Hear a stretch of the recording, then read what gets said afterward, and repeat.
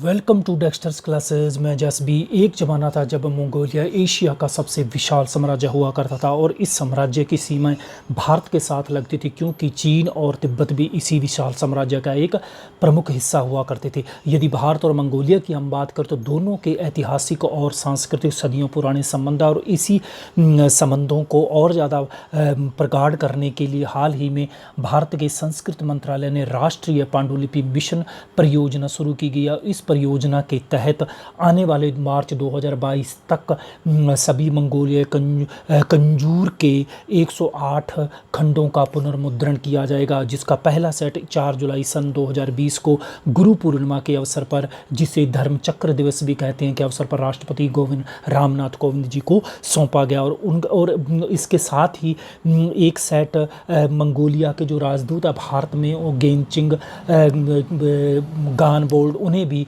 ये पुरस्कार दिया गया। तो अब हम जानते हैं कि ये मंगोलिया कंजूर है क्या और भारत और मंगोलिया के संबंध किस प्रकार के हैं। तो आइए हम इसी को ऊपर डिटेल से एनालिसिस करते हैं। लेकिन उससे आगे बढ़े वीडियो में, उससे पहले निवेदन है कि यदि चैनल को सब्सक्राइब नहीं किया तो चैनल को सब्सक्राइब कर लीजिए ताकि इस चैनल को आगे बढ़ाया जा सके।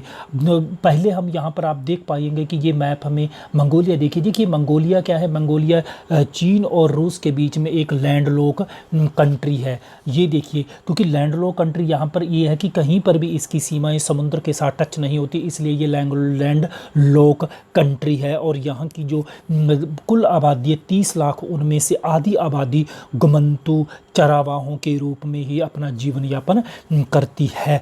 तो ये इम्पोर्टेंट बात हुई इसके संबंध में। और यहाँ का जो सबसे बड़ा तबका है इस यहाँ की आबादी का, वो है बौद्ध धर्म का। और चाइना इस राज्य की एक बहुत बड़े भूभाग के ऊपर अपना दावा करता है, यानी कि 11.83 लाख वर्ग किलो ज़मीन को चाइना ऑलरेडी हथिया चुका है, यानी कि जिसको हम इनर मंगोल कहते हैं, यानी कि मंगोलिया के दक्षिण का हिस्सा इनर मंगोल, उसके ऊपर ये कब्जा कर चुका है। और बड़े भूभाग के ऊपर भी दावेदारी आज चाइना जता रहा है। तो अब यहाँ पर यदि हम यहाँ पर बात करेंगे कि भारत के संदर्भ में हम बात करें, तो उससे पहले यहाँ पर देखिए कि मंगोलिया कंजूर होते क्या हैं। देखिए ये बौद्ध धर्म का एक वैधानिक ग्रंथ है मंगोलिया कंजूर। तो वहाँ की जो लोकल भाषा, उन्हें हम मंगोलिया कंजूर कहते हैं, यानी कि जो बौद्ध धर्म के वैधानिक ग्रंथ उनको कहा जाता है धार्मिक ग्रंथों को। और मंगोलिया भाषा में यदि हम कंजूर का अर्थ बोले तो वो होता है संक्षिप्त संदेश बोला जाता है। विशेष रूप से भगवान बुद्ध के दिए हुए संदेशों को, भगवान बुद्ध के शब्दों को ही संक्षिप्त आदेश, यानी कि मंगोलिया भाषा में कंजूर कहा जाता है। और कंजूर की भाषा शास्त्रीय मंगोलिया है। और इसके जो कुल 108 खंड हैं, उन्हीं का ही भारत सरकार के द्वारा पुनर्मुद्रण किया जा रहा है। अब यदि हम बात करें कि फिर मंगोलिया कंजूर के महत्व की हम बात करें, तो मंगोलियाई कंजूर वहाँ की दैनिक जीवन का एक प्रमुख हिस्सा है। बौद्ध धर्म के, मंगोलियाई बौद्ध धर्म के जो अनुयायी है वे बड़े ही सम्मान के साथ उनको देखते हैं और मंदिरों में इन कंजूरों की पूजा की जाती है। जैसे हमारे अब भारत में जो वेद ग्रंथों की हम बात करते हैं उनको पूजनीय पूजा जाता है, उसी प्रकार यहाँ पर भी कंजूरों को पूजा जाता है, यानी कि धर्म ग्रंथों को पूजा जाता है। और वे अपने दैनिक जीवन में, धार्मिक रीति रिवाजों में इन कंजूर की पंक्तियों का पाठ करते हैं। और मंगोलिया के हर बौद्ध मठ में कंजूर को रखा जाता है और मंगोलिया कंजूर को तिब्बत भाषा से ही अनुवादित किया गया है। तो यहाँ नहीं कि ये मेन, पहले हम बात कर रहे हैं कि जो मंगोलिया कंजूर है वो बौद्ध धर्म के धर्म ग्रंथों को ही मंगोलिया कंजूर कहा जाता है। और उन्हीं का ही बौद्ध तिब्बती भाषा में जो ओरिजिनली कंजूर हैं उनका ही मंगोलियाई भाषा में ट्रांसलेशन किया गया है। और तो अब यहाँ पर, और इनका इतना महत्व है वहाँ के मंगोलिया लोगों में कि वो अपने दैनिक जीवन में भी इनके अंदर दिए गए भगवान बुद्ध के संदेशों को याद करते हैं। अब यदि हम भारत के साथ हम मंगोलिया के संबंधों की हम बात करें, तो देखिए भारत और मंगोलिया के संबंधों की वर्ष 1955 में राजनयिक शुरुआत हुई। क्योंकि देखिए, हालांकि इससे पहले हम बात कर चुके हैं कि इन दोनों के जो संबंधों की हम बात करें तो वो तो सदियों पुराने संबंध है, सांस्कृतिक धार्मिक संबंध इसलिए कह सकते हैं क्योंकि देखिए बौद्ध धर्म यहीं से गया, यहाँ के ही धार्मिक राजदूतों के द्वारा वहाँ पर ईस्वी की शुरुआती वर्षों के अंदर फैला, क्योंकि देखिए जितना भी चाहे आप दक्षिण पूर्व एशिया के देशों की बात करें, चाहे आप मंगोलिया की बात करें, तिब्बत की बात करें, इवन लगभग जहाँ जहाँ बौद्ध धर्म फैला है जापान तक, वहाँ भारत से ही स्पेशली यहाँ से गए जितने भी धर्मगुरु थे, धर्म के राजदूत थे, उनके द्वारा ही वहाँ फैलाया गया।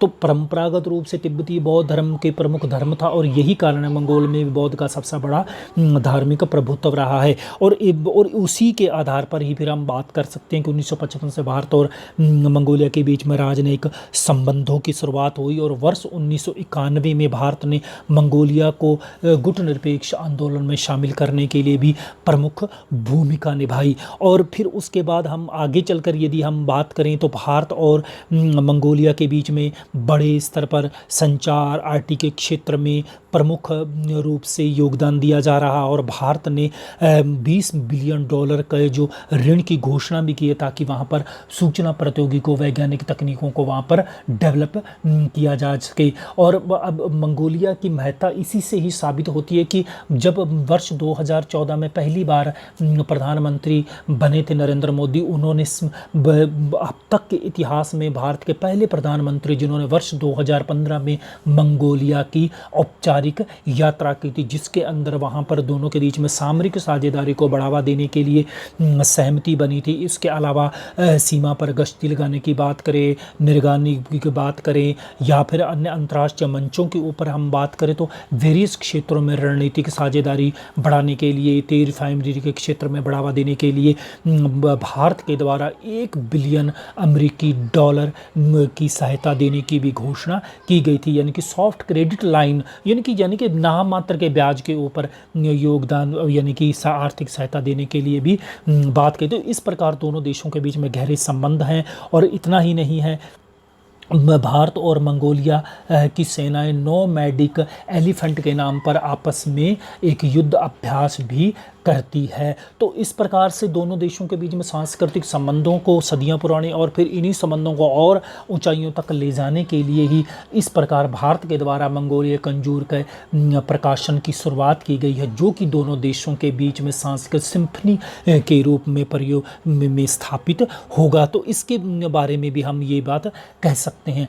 अब यदि हम बात कर लेते हैं कि जो मंगोलिया कंजूर की यदि हम बात करें, तो जब 1946 से 1990 के बीच में इस देश के अंदर कम्युनिस्ट शासन का दबदबा स्थापित हो, तो वहाँ से क्या हुआ कि मठ में रहने वाले जितने भी ये कंजूर थे उनको जला दिया गया था कहा जाता है। और फिर इनके धर्म ग्रंथों को भी ये भी कहा जाता है कि लोगों को वहाँ से वंचित कर दिया गया था। लेकिन जब 1990 के बाद पुनरुद्धान हुआ, औद्योगिकरण का उत्थान हुआ, दुनिया एक दूसरे के संपर्क में आई, तो उसके बाद वापस इस और लोगों का ध्यान गया कि जहाँ की जो कुल आबादी का जो 53% बौद्ध धर्म, उन्होंने द्वारा अपनी संस्कृति और वापस लौटे और अपने पुरानी जो ये पांडुलिपियाँ इनको पुनः स्थापित करने की बात की। और यदि हम भारत की बात करें कि फिर भारत का इन मंगोलिया पांडुलिपियों से क्या रिलेशन है, देखिए पहली बात तो यहाँ पर ये आती है कि ये जो बौद्ध धर्म है वो भारत से गया मंगोलिया के अंदर। और दूसरी बात यहाँ पर आती है कि जब 1956-58 के दौरान ये कहा जाता है कि भारत के प्रोफेसर रघुवीरा द्वारा इन कंजूर पांडुलिपियाँ दुर्लभ थी, जितनी भी माइक्रो फिल्म के रूप में थी, एक डॉक्यूमेंट्री के रूप में थी, वो भारत लेकर आए थे।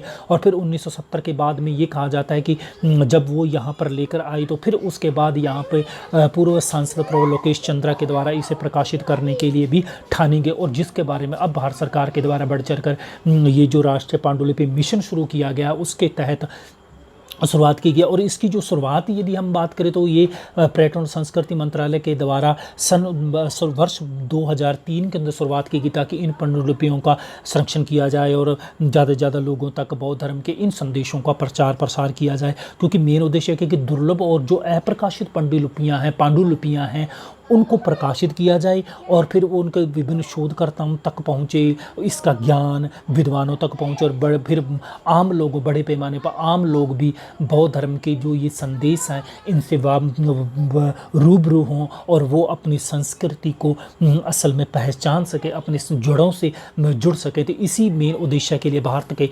संस्कृति मंत्रालय के द्वारा वर्ष 2003 में इस प्रकार का राष्ट्रीय पांडुलिपि मिशन का शुरुआत की गई थी। तो ये था था फ्रेंड्स हमारा आज का वीडियो। उम्मीद है कि वीडियो पसंद आया होगा और भारत और मंगोलिया के बीच में किस प्रकार का कनेक्शन है इसके ऊपर भी आपको डेफिनेटली एक नई जानकारी मिली होगी। और चलते चलते ये भी बता दें कि जब से भारत के द्वारा मंगोलिया के साथ इस प्रकार का संपर्क बढ़ावा देने के लिए शुरुआत की गई है, तब से ही चाइना को भी मिर्ची लगी हुई है, ये भी इसमें भी दो राय नहीं है। तो उम्मीद है कि वीडियो पसंद आएगा। इसी नोट के ऊपर हमारा वीडियो हम ख़त्म करते हैं। वीडियो में ख़त्म करें उससे पहले निवेदन है कि यदि चैनल को सब्सक्राइब नहीं किया तो चैनल को सब्सक्राइब अवश्य कर लीजिएगा, और वीडियो पसंद है तो ज़्यादा से ज़्यादा दोस्तों तक पहुँचाइएगा और शिक्षा को और बढ़ावा देने के लिए अपना योगदान दीजिएगा। मिलता हूँ इसी प्रकार और वीडियो के साथ। वीडियो सुनने के लिए बहुत बहुत धन्यवाद।